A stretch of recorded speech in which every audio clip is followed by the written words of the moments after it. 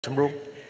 Tuan Yang Ketua, saya ingin mengalu-alukan kedatangan Tok Batin serta wakil-wakil para pelajar orang asli dari seluruh kawasan Dun Tanah Rata Parlimen Cameron Highlands. Kita tahu ini merupakan kawasan yang berhormat Timbalan Speaker sendiri, dan yang berhormat Timbalan Speaker merupakan seorang yang saya mengenali rapat dan saya cukup menghormati. Maka ianya satu penghormatan bagi saya untuk mengucapkan selamat datang bagi masyarakat orang asli Tanah Rata pada pagi ini. Mohon mereka yang di galeri itu daripada kawasan parlimen saya berdiri semua.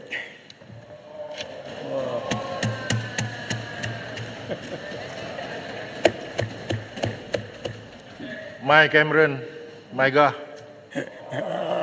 Bila kita tiba pada yang ucapkan selamat tiba pada Mai Sembrung diucap terima kasih dan juga mengalu-alukan ketibaan Mai Cameron Highland dah. Ya. Bor, Mai Gah ya. Terima kasih. Sila duduk. Yang berhormat Sembrung, silakan. Terima kasih Tuan Yang Ketua. Mai Cameron Highland ni tak masuk dalam masa untuk perbahasan. Tidak. Yang Setiausaha Dewan 15 minit. Patah boleh. Silakan. Tuan Yang Beri-Petua, Belanjawan 2024 merupakan belanjawan terbesar pernah diumumkan oleh kerajaan. Dan pada hemat saya, perkara paling mustahak ialah memastikan setiap perancangan dapat diterjemahkan sebaik mungkin. Dan setiap lapisan masyarakat harus merasai impaknya dan negara juga mesti menerima manfaatnya agar rakyat dan kerajaan mampu progres ke hadapan, membina negara dan membina kehidupan. Secara umum, kerajaan ini telah tertubuh hampir setahun. Sepanjang tempoh tersebut, saya merasakan kita sudah boleh dapat mengenal pasti apakah perkara yang menjadi keperluan untuk kerajaan memberi perhatian dan kepedulian yang lebih. Saya perhatikan terdapat dua perkara utama yang menjadi kebimbangan ramai, iaitu ekonomi negara dan ekonomi rakyat. Hari ini rakyat di luar sana sedang resah. Resah memikirkan tekanan perbelanjaan harian, resah akibat ketidakmampuan membeli barangan keperluan. Dan walaupun Belanjawan 2024 ada menyebut bahawa kadar inflasi dalam negara semakin memulih, namun kesan sebenar di peringkat masyarakat belum dapat dirasai dan keresahan tersebut masih berterusan. Pertama, kesukaran rakyat untuk mendapatkan beras dan keperluan asas. Ini adalah perkara yang paling utama kepada kehidupan rakyat. Ada saya terbaca sampai 3 hari terputus bekalan beras. Ada pemborong yang menyorok beras. Hendak beli beras tempatan sentiasa habis stok. Terpaksalah beli beras import yang harganya jauh lebih mahal dan makin meningkat. Belum lagi ambil kira keluh kesah rakyat tentang kenaikan harga barangan keperluan asas yang lain, terutamanya ayam dan telur. Saya ada baca keluhan pengguna tentang harga ayam yang mencecah harga siling. Ada 940, ada 10.50, ada sampai RM11 pun. Dan kenaikan harga ini bermula sebelum pengumuman untuk mengapungkan harga ayam dan telur. Dan jika sudah diapung nanti, entah berapa pula harganya. Bekalan makanan asas seperti beras, telur dan ayam ini adalah permasalahan mikro yang melanda rakyat. Ini terkait hal kedua, iaitu persepsi tentang harga barang naik tetapi gaji masih ditakuk lama. Saya sambut baik pengumuman yang amat berhormat Perdana Menteri untuk melaksanakan penstrukturan semula gaji dan pemberian insentif tunai kepada pejabat awam. Namun, ia juga harus terlaksana bagi pekerja swasta serta peniaga kecil dan sederhana. Barulah kesan menyeluruh dapat diperlihatkan pada hemat saya. Belum selesai belenggu berkait ekonomi rakyat, ini membawa kepada perkara ketiga, iaitu cabaran besar bagi ekonomi negara pula. Saya mengikuti rapat ucapan Belanjawan 2024 yang telah menyatakan bahawa pertumbuhan kadar dalam negara kasar menurun daripada 5.6% pada suku pertama 2023 kepada 2.9% pada suku kedua. Kerajaan dan agensi bertanggungjawab tidak boleh ambil mudah.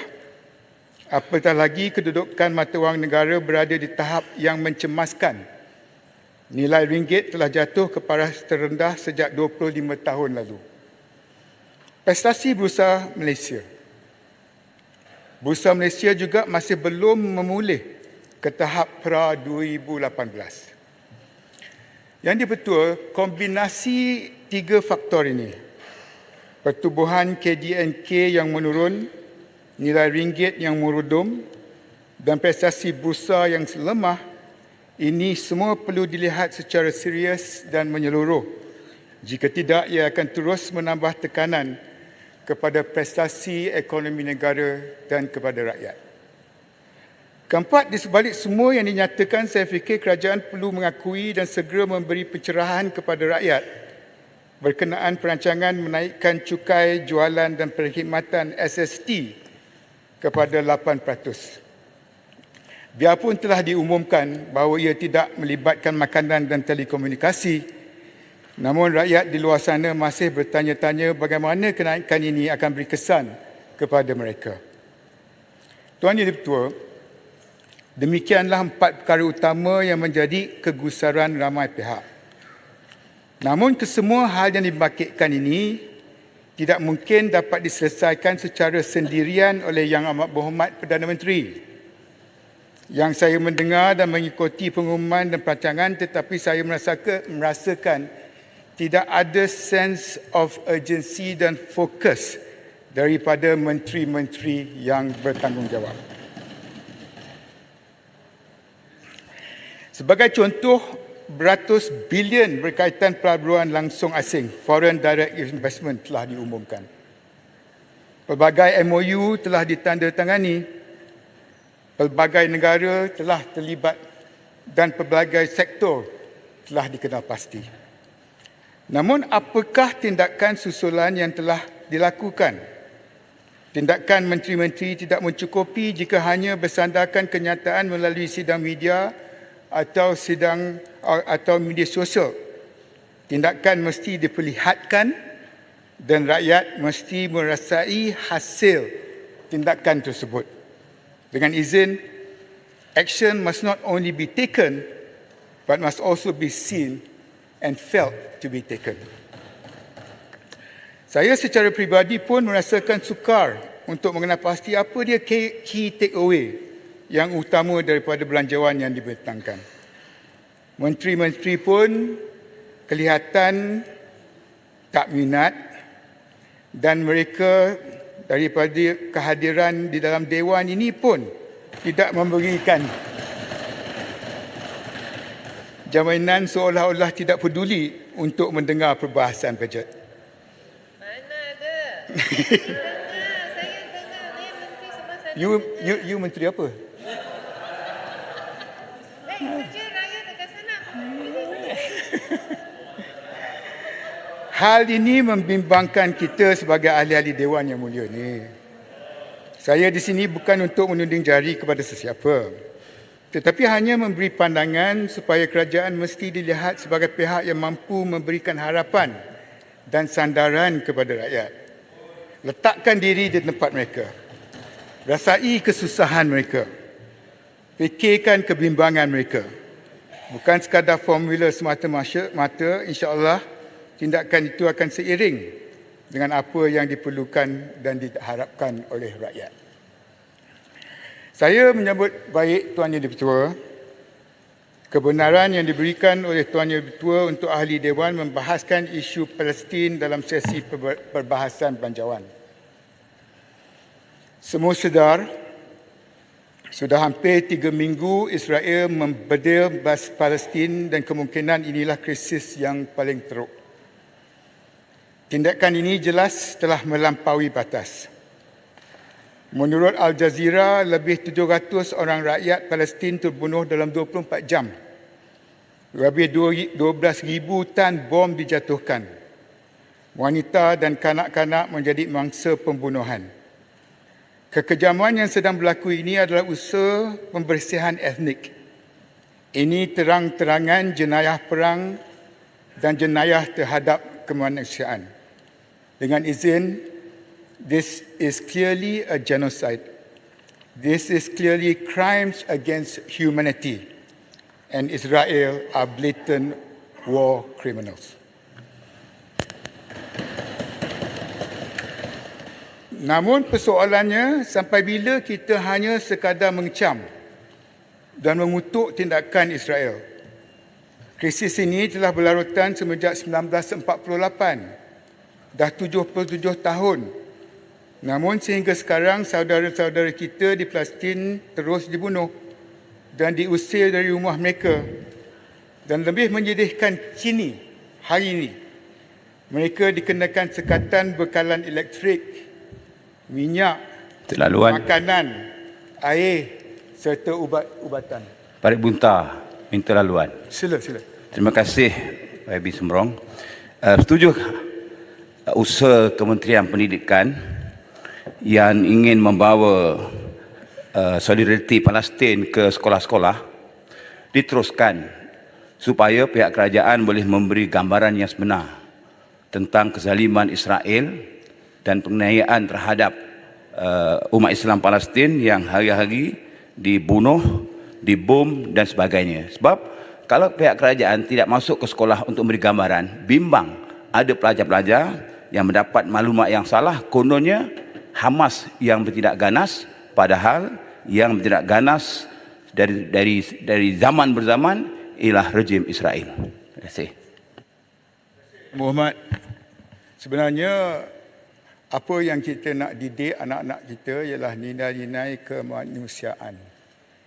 Dan kalau sekiranya apa yang dibawa ke sekolah berhubung kait dengan Palestin ini merupakan isu kemanusiaan, saya sendiri secara peribadi tidak ada masalah untuk membawa perkara-perkara sebegini yang dikaitkan dengan nilai-nilai sejagat, termasuk mereka yang telah ditindas. Pertamanya untuk mereka memahami ketidakadilan yang wujud di luar sana.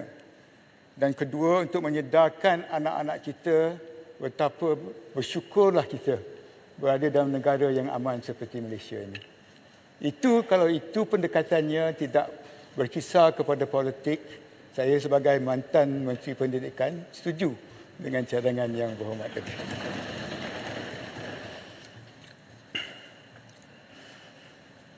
Saya berpandangan dalam krisis seperti inilah hubungan Malaysia dengan negara luar yang sependapat menjadi penting.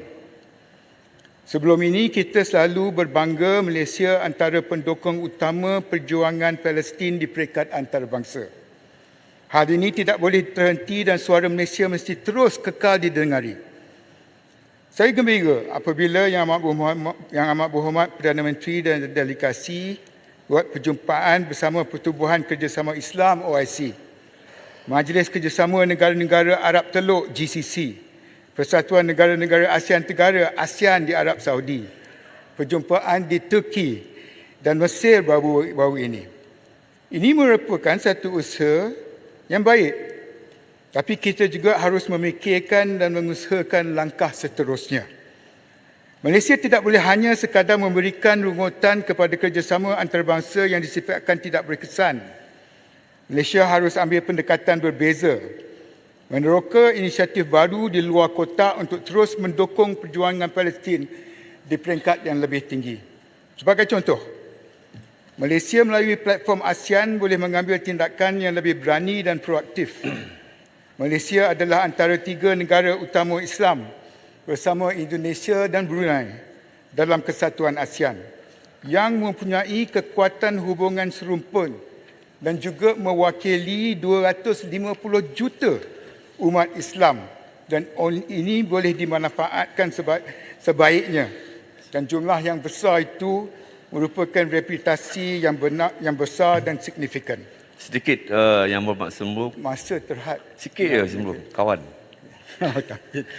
Yang Berhormat Sembrong adalah ahli parlimen yang cukup berpengalaman dan banyak berjasa kepada negara dalam pelbagai kementerian sebelum ini. Yang Amat Berhormat Perdana Menteri ada mengingatkan kita mengenai risiko dan tindak balas daripada beberapa negara barat berhubung kelantangan Malaysia. Yang Berhormat Sembrong boleh berkongsi dengan kita apakah risiko yang akan dihadapi oleh negara kita akibat daripada kelantangan kita. Namanya saya tak tahu apa risiko yang dimaksudkan.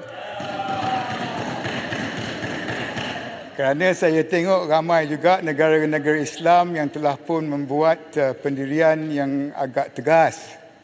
Dan kalau itu merupakan sesuatu SOP bagi negara-negara barat, negara-negara lain itu pun akan berdepan dengan risiko. Kita berdiri di atas kebenaran dan kita berani kerana benar.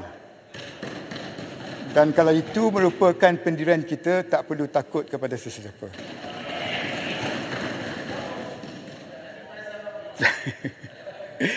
Oleh demikian, saya percaya bahawa Malaysia perlu mengusahakan pendekatan baru. Di samping meneruskan usaha sedia ada, Malaysia harus bersama dengan semua negara yang sependapat kemudian menyatakan dengan jelas apa tuntutan yang diperlukan. Tak lama lagi.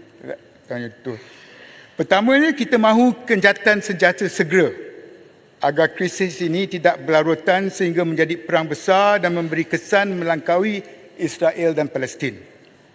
Kedua, kita mahukan a permanent humanitarian corridor. Koridor kemanusiaan kekal tanpa sebarang halangan harus diwujudkan. Kenapa? Kerana di Palestin ketika ini sistem kesihatan telah runtuh. Rakyat terutamanya wanita dan kanak-kanak sedang nazak. Lebih 150 bayi di dalam inkubator hanya menunggu masa untuk meninggal dunia kerana tidak ada bekalan elektrik. Adakah ini tidak cukup untuk membuatkan kita bergerak? Sebagai bekas Menteri Luar dan Pertahanan, saya tahu hubungan kita dengan negara-negara ini sangat baik. Kita telah membuktikan sebelum ini antaranya melalui kerjasama 3 hala bagi keselamatan di Lautan Sulu, Malaysia, Filipina dan Indonesia. Malah dengan pimpinan di Timur Tengah, Arab Saudi dan UAE, kita juga telah melakukan banyak usaha sama antaranya penubuhan Hospital Medan di Cox's Bazar demi pelarian Rohingya. Inilah cerminan bahawa jalur gemilang berupaya berkibar megah. Sejarah inilah bukti bahawa kita sentiasa berada di pihak yang benar. Ini adalah tentang kemanusiaan, Tuan Yang Dipertua. Kita mesti melakukan semua ini demi menyelamatkan rakyat Palestin. Esok saya difahamkan 50 tan barangan keperluan dari Malaysia akan dihantar melalui Mesir. Ini baik, tetapi apa lagi usaha diplomasi Kementerian Luar bersama rakan-rakan sejawat untuk memastikan pembukaan pintu sempadan Rafah, Gaza secara penuh. Menurut Jabatan Kuasa Bulan Sabit Merah Antarabangsa, hanya 20 trak dibenarkan minggu lepas, hanya 17 trak beberapa hari yang lepas. Amat jelas ini jauh tidak mencukupi. Kita sepatutnya boleh mula berbincang dengan negara sempadan, Menteri Luar dengan rakan-rakan sejawat di Jordan, Lubnan dan Mesir untuk memastikan ada inisiatif kekal untuk mengibarkan jalur gemilang. Adanya wakil kita di lapangan untuk dunia melihat. Adanya bukti yang Malaysia sedang mengetuai usaha demi rakyat Palestin. Dan dalam hal ini, semua pihak mesti memainkan peranan. Akhir sekali, mungkin ramai tidak sedar krisis ini berpotensi untuk merebak ke seluruh rantau dan dunia. Sedang kita berbahas ini, tentera dan kapal perang Amerika Syarikat telah bersedia di sana.